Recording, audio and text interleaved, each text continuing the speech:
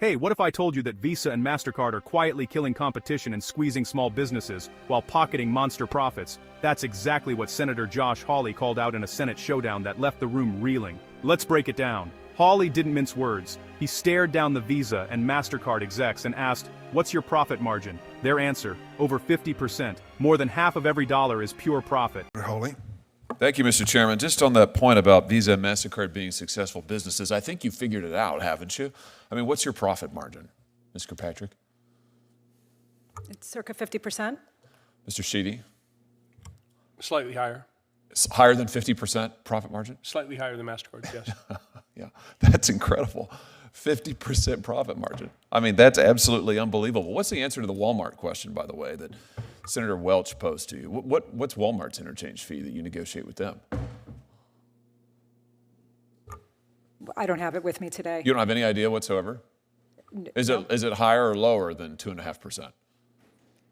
Walmart negotiates their rates based on the business that they do with us. Meaning they're big, they're really big, they're gigantic, so they get a better deal than Mr. Callahan or most small businesses in Missouri. Is that what you're telling me? Yeah, Senator, we have volume discounts that we offer to some merchants. I suspect Walmart is one of them.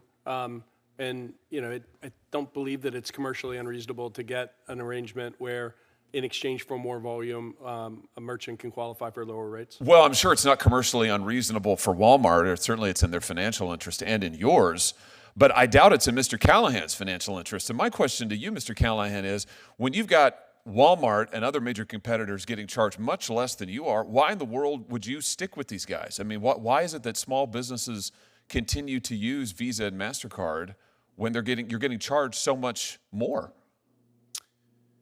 It's in my opinion, it's a matter of convenience for the customer, and customers matter to our business. Maybe is it because that Visa and MasterCard are effectively monopolies? They control 80% of the market? Certainly part of the 80% of the market?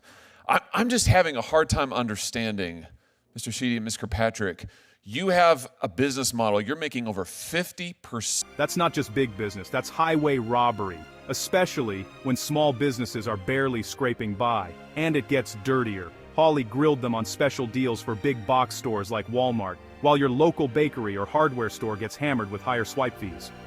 If you're a small business owner, you know exactly how brutal these fees can be. Here's the kicker. Missouri's small businesses alone lose $1.5 billion a year to these swipe fees. Hawley asked a local shop owner why keep using Visa and MasterCard. The answer, they don't have a choice. Profit margin. You are able to give the shaft to small businesses. Estimated cost to Missouri businesses from these fees is $1.5 billion. That's with a B, billion dollars a year. Why aren't all of these businesses running away from this model? Because they don't have a choice, because you control so much of the market. This is classic monopolistic behavior, and yet your testimony here today is you don't want any competition. You have 80% of the market, but you don't want any more competition. I'm having a hard time finding that position defensible, let alone sympathetic. I mean, it's unbelievable the amount of money that you're making. It's unbelievable what you're charging small businesses and consumers, and yet your testimony is, please, we can't possibly have any competition. I mean, let's talk about what you're doing to consumers who hold your cards. Last year, as I understand it, there were 726 million Visa and MasterCard credit cards issued in the United States. That's about 2 for every 1 person in the United States of America. Do either of you know how much debt is owed on your networks, Ms. Kirkpatrick?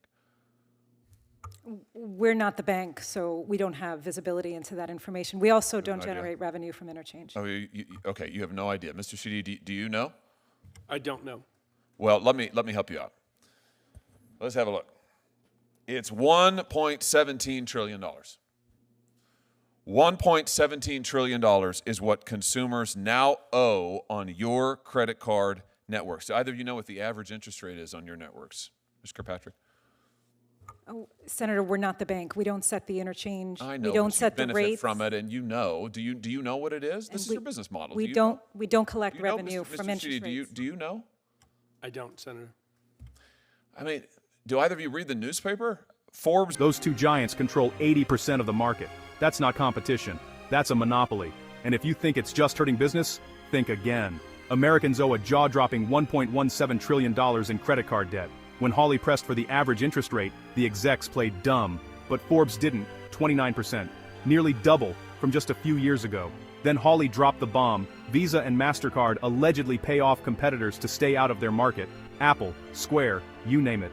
They even threaten retailers with massive penalties if they try to use anyone else. That's not just shady, it's textbook monopoly power.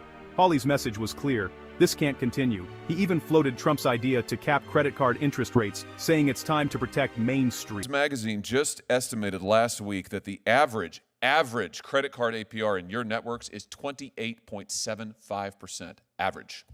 29%, let's call it. 29%. It's nearly doubled in the last 4 years. That is astounding, absolutely astounding. And you just testified a second ago that you've got more than 50% profit margin, and yet your testimony here today is you can't possibly survive if there's any competition. How can that be true? How can that be true? You've got debt like we've never seen before in American history. Your profit margins are as high or higher than they've ever been. You have 80% of the relevant market in the credit card interchange fees that we're talking about, and yet you couldn't survive if there's any competition? What am I missing? That's not a rhetorical question. How is it that you can't do any better? Senator, we like competition very much. As my colleague from MasterCard mentioned, we don't loan money to consumers. That's the job of the banks. I will say, as it relates to small business, we care very much. And the pandemic was difficult on small business more than anyone. In 2022, we lowered rates for 90% of small businesses in the United States. I also think that many of the security and the digital features that have been put in the network help small businesses. Wait a minute, but wait a minute. My time is almost expired. I don't mean to interrupt you. I'm sorry to interrupt you. But hold on just a second. You've increased the swipe fees consistently in the last few years. You've raised them, even as your network has expanded, even as your profit margins have gone up. You've raised the swipe fees. And in terms of competition, you are paying competitors not to enter the market. The DOJ lawsuit says that you threaten retailers with staggering financial penalties, that's a quote, staggering financial penalties, if they use a competitor, and you're paying Apple and Square and others not to compete in your market. You've got 80% market share, and you are paying off would-be competitors not to come into the market while you charge people like Mr. Callahan, who knows how much more than big entities like Walmart. I mean, this is just classic collusive monopoly behavior. And your testimony is, you can't accept any more competition. I agree with one thing that my colleagues down the dais have said, which is that this is not a sustainable situation. It is not sustainable. This has to change. $1.17 trillion in debt, this has to change. And I'll just end with this, Mr. Chairman. I thought one of the best proposals that the President-elect Trump, made during his last campaign, his most recent campaign, was to cap the interest rates of credit cards. So we could do that. We could do this and that. I think it's a great idea. I don't know why 30% interest rate should be charged on debt like this. I don't understand it. And I don't understand why you won't accept the smallest modicum of competition when it comes to these retailer fees. And I'm just here to tell you, this will not stand. Thank you, Mr. Chairman. Not just Wall Street.